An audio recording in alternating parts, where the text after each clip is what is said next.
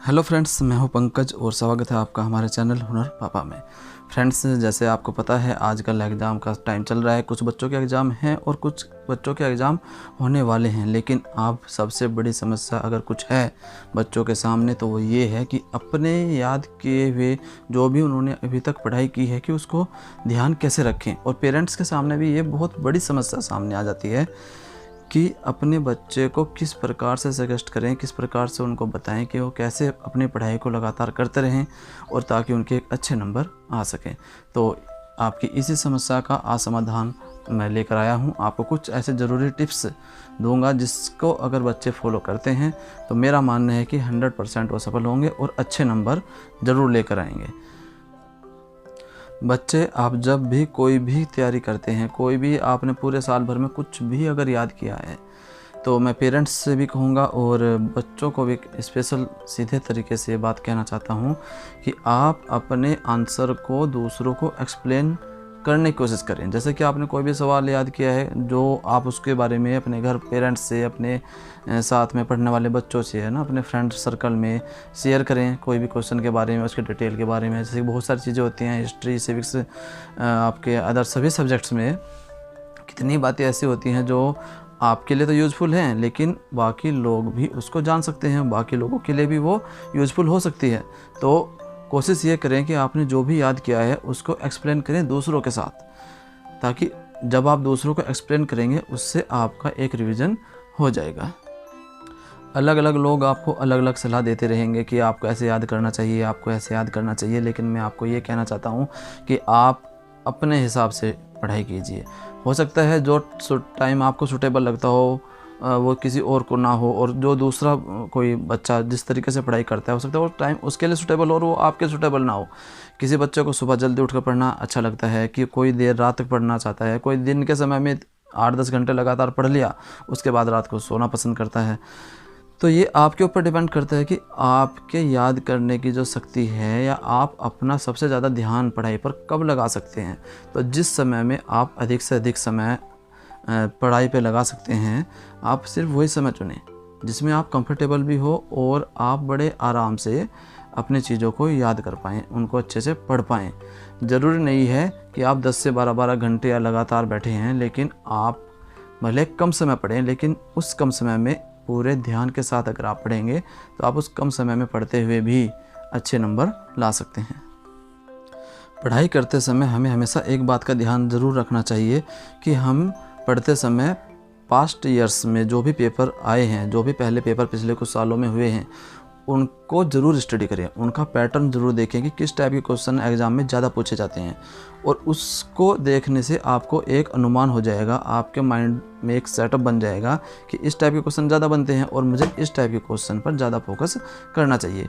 और हमेशा एक मार्क्स के अकॉर्डिंग भी हमें देखना चाहिए कि कौन सा क्वेश्चन शॉर्ट में ज़्यादा पूछा जाता है, किस टाइप के क्वेश्चन लॉन्ग में ज़्यादा पूछे जाते हैं। तो उसी के अकॉर्डिंग आपको अपने जो है नीति बनानी होगी, और उसी के अकॉर्डिंग अगर आप पढ़ाई करेंगे तो 100% आप सफल होंगे।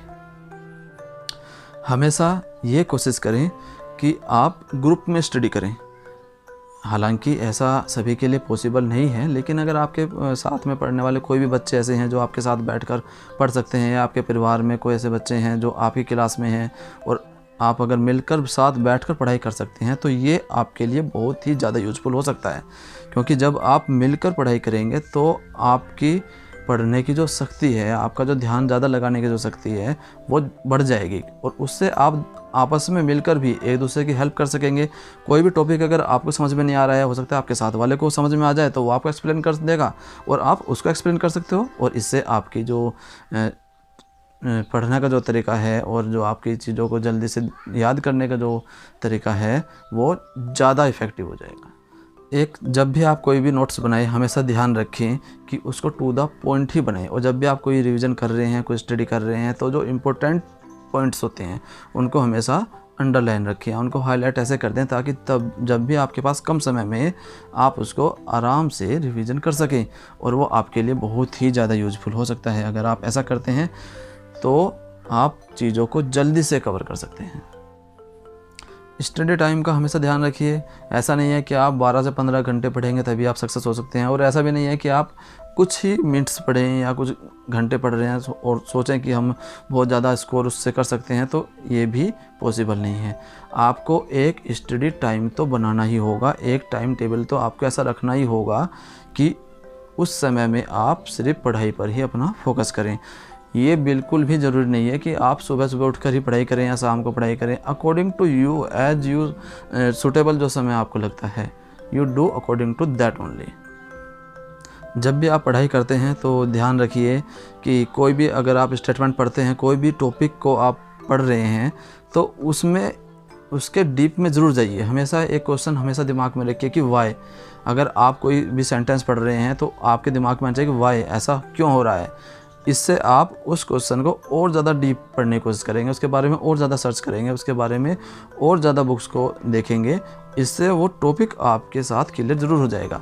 भले ही आप अपने टीचर से या कहीं पर भी स्टडी कर रहे हैं तो उनसे क्वेश्चन ज़रूर पूछिए। कोई भी वो आपको बताते हैं तो सर ऐसा होता है तो क्यों होता है, ऐसा कब हुआ था, ऐसा क्यों करते हैं। तो इससे क्या होगा, आप उस टॉपिक की गहराई में जा पाएंगे और वो टॉपिक आपको अच्छे से याद रहेगा और उसको आप जल्दी से फिर भूलेंगे भी नहीं।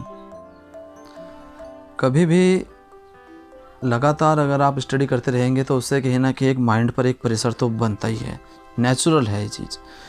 तो लगातार एक स्टडी ना करके आप बीच बीच में एक शॉर्ट ब्रेक ज़रूर लेते रहें। उस शॉर्ट ब्रेक में आप कुछ भी काम कर सकते हैं, जो भी आपकी हॉबी है। आप म्यूजिक सुन सकते हैं या थोड़ा इधर उधर घूम सकते हैं या आप घर में परिवार में सबके साथ बातचीत कर सकते हैं, जो आपको ठीक लगे। ये शॉर्ट ब्रेक आपके लिए एक आपको बूस्ट करने की तरह काम करेगा, जैसे कि आपने कोई ड्रिंक एनर्जी ले ली हो, इस तरीके से वो आपके लिए काम करेगा और इससे आपके माइंड को रिलैक्स मिलेगा। इससे जब आप दोबारा स्टडी पे बैठेंगे तो आप पहले से भी ज़्यादा एक्टिव रहेंगे, जो आपकी सक्सेस के लिए बहुत ज़्यादा ज़रूरी है। मैं पेरेंट्स से भी यही रिक्वेस्ट करना चाहता हूँ कि आप अपने बच्चों के ऊपर ज़रूरत से ज़्यादा दबाव ना डालें। बच्चों को अपने अकॉर्डिंग पढ़ने दें। ऐसा नहीं है कि आप उनको कंपेयर कर रहे हो दूसरे बच्चों के साथ, या आप उनके ऊपर एक दबाव ऐसे बना रहे हो कि आपको उससे ज़्यादा मार्क्स लाने हैं, आपको उस बच्चे से ज़्यादा मार्क्स लेकर आने हैं, है ना। या आप कुछ भी कंपेयर करते हो कि आपको इतने मार्क्स लाने हैं, आपको टॉप करना है। आप अगर इस टाइप की डिमांडें बच्चों के सामने रखेंगे तो इससे आपका बच्चा डीमोटिवेट होता है। इससे वो मोटिवेट नहीं होता, बल्कि इससे उसकी परफॉर्मेंस और डाउन हो जाती है, क्योंकि उसके ऊपर एक प्रेशर जो आपने बना दिया है वो स्टडी से भी ज़्यादा है।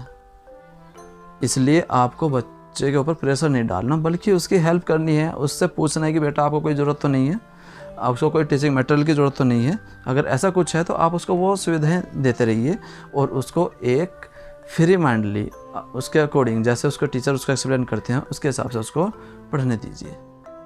ये कुछ बातें हैं जो अगर बच्चे फॉलो करते हैं, पेरेंट्स भी उस बातों का ध्यान रखते हैं, तो बच्चा ज़रूर अच्छे नंबर लाएगा और वो अपने अकॉर्डिंग अच्छा काम कर पाएगा।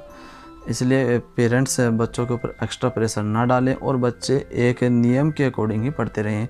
तो अगर इन सब बातों का पेरेंट्स ध्यान रखते हैं तो मेरा मानना है कि 100% पेरेंट्स भी बच्चों को अच्छे से सजेस्ट कर पाएंगे और बच्चे भी अगर अपनी पढ़ाई पर सिर्फ अपनी पढ़ाई पर ही ध्यान रखें, इधर उधर की बातें ना करके अपनी पढ़ाई के अकॉर्डिंग ही अपने चीज़ों को व्यवस्थित करके रखें, तो वो भी 100% अच्छे मार्क्स ला सकते हैं। मैं उम्मीद करता हूँ कि ये सभी इन्फॉर्मेशन आपके लिए यूज़फुल रही होगी। अगर आपको अच्छा लगा हो तो आप ये जानकारी दूसरों तक भी ज़रूर पहुँचाएं, ताकि वो भी अपनी पढ़ाई का एक स्ट्रेस जो है उसको कहीं ना कहीं डाउन करके और अच्छे से पढ़ाई कर सकें। Thank you.